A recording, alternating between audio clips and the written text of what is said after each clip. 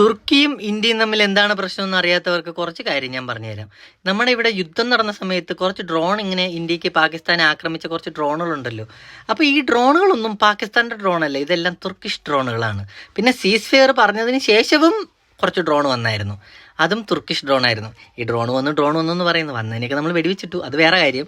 അപ്പോൾ ഈ Turkish drone എങ്ങനെയാണ് തുർക്കിയാണ് പാകിസ്ഥാനെ സഹായിച്ച് വന്നത്. പിന്നെ അത് മാത്രമല്ല, ഇന്ത്യ അങ്ങോട്ട് ചെന്ന് കുറച്ച് തീവ്രവാദി സംഘടനയൊക്കെ ആക്രമിച്ചല്ലോ. അവിടെ തുർക്കിഷിൻ്റെ ഹയർ ഓഫീസറായ കുറച്ച് 2 പട്ടാളക്കാരെന്തോ മരിച്ച്. ഇവർക്ക് എന്താണ് പാകിസ്ഥാനിൽ കാര്യം? അപ്പോൾ തുർക്കിഷ് രണ്ടും കൽപ്പിച്ച് പാകിസ്ഥാൻ അങ്ങ് സഹായിക്കുകയാണ്. പട്ടാളക്കാരെ വിടുന്നു, ഡ്രോൺ കൊടുക്കുന്നു, ശരി സഹായിച്ചോ, അതിനൊന്നും കുഴപ്പമില്ല. കാരണം ബാക്കിയുള്ള രാജ്യക്കാരൊക്കെ പറയുന്നത് യുദ്ധം വേണ്ട, നമുക്ക് സമാധാനം മതി. പക്ഷേ തുർക്കി പറയണത് എന്താണെന്നറിയാമോ? തുർക്കിയുടെ മെയിൻ ആള് പാകിസ്ഥാൻ എൻ്റെ സഹോദരനാണ്, ഞാൻ അവൻ്റെ കൂടെ നിൽക്കും, യുദ്ധം, അടിയെങ്കിൽ അടി, കൊല്ലെങ്കിൽ കൊല്ല്.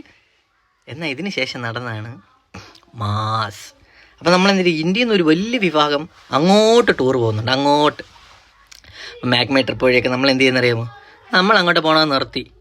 നീയൊക്കെ പാകിസ്ഥാനെ അവിടെ സഹായിച്ച് അങ്ങനെയൊന്നും ആക്രമിച്ചു വിട്ട് അങ്ങനെയൊന്നും നമ്മളിനി അങ്ങോട്ടില്ല എന്ന് പറഞ്ഞപ്പോഴേക്കും അവരുടെ ഒരു വലിയ GDP അങ്ങോട്ട് ഇടിഞ്ഞില്ല കേട്ടാ. അപ്പോൾ അവരുടെ തന്നെ ഒരു വലിയ വരുമാനം അവിടെ അങ്ങ് ഇടിഞ്ഞ്. അത് മാത്രമല്ല, അവിടെ നിന്ന് ടെയിൽ വലിയ രീതിയിൽ ഇങ്ങോട്ട് ഇമ്പോർട്ട് ചെയ്യുന്നുണ്ടായിരുന്നു ഇവിടുത്തെ ബിസിനസ്സുകാരൊക്കെ. അവരെന്ത് പറഞ്ഞ്, നിൻ്റെയൊക്കെ ടെയിൽ നമുക്ക് വേണ്ടേ പറയും.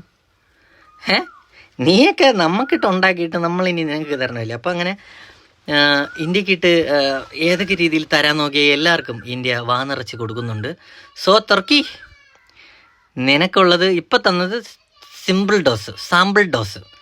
ഇനി വരാൻ പോണത് മെയിൻ. ബൈ.